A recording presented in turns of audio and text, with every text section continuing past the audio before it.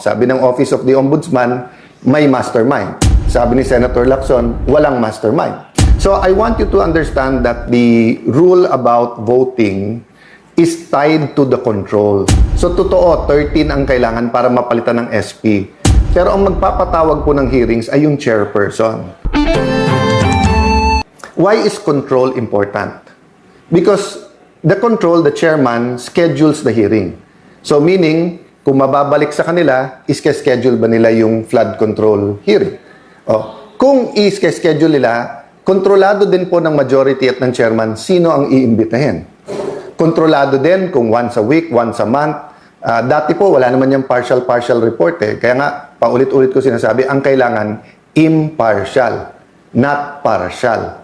And paano ka maglalabas ng partial na hindi mo pa nabubuo yung theory kung ano talaga nangyari? Tignan niyo po, sabi ng Office of the Ombudsman, may mastermind. Sabi ni Senator Lacson, walang mastermind.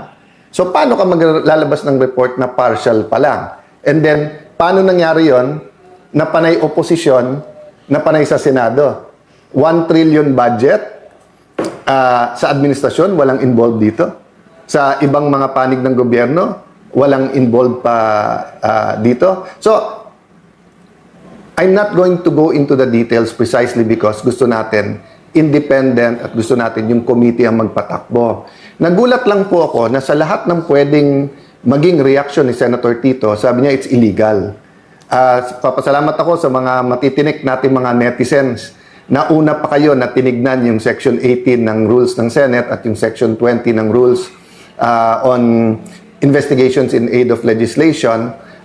But assume natin Assume natin tama si former Senate President Soto at bawal mag-create ng subcommittee. Hindi po bawal nasa rules po yan. But sabi mo, then all the majority has to do is for the chairperson, Senator Pia Cayetano, to come out herself with the notice on Monday. So, ang point ko, sa lahat ng pwedeng reaksyon, bakit parang ayaw talaga na ituloy ito?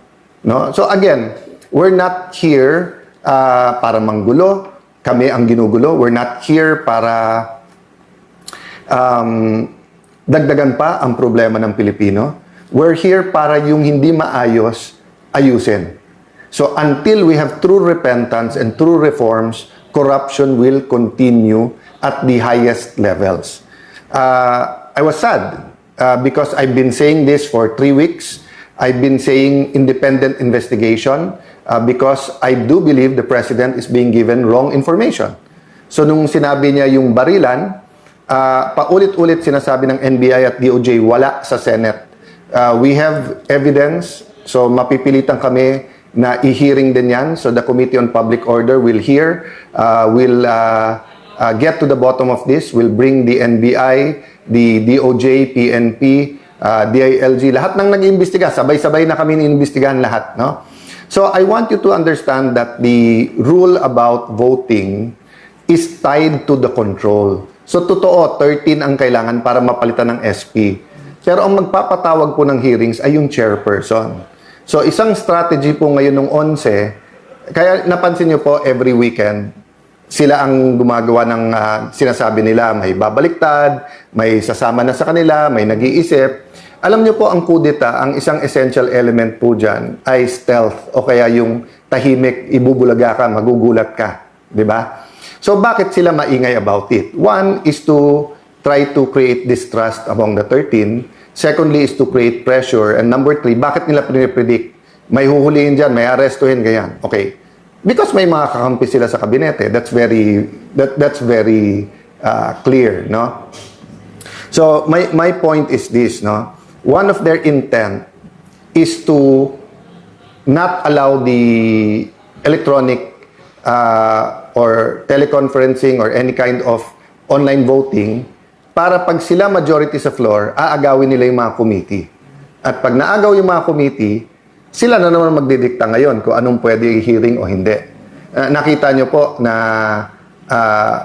inaalok namin ng committee, they can read their members anytime.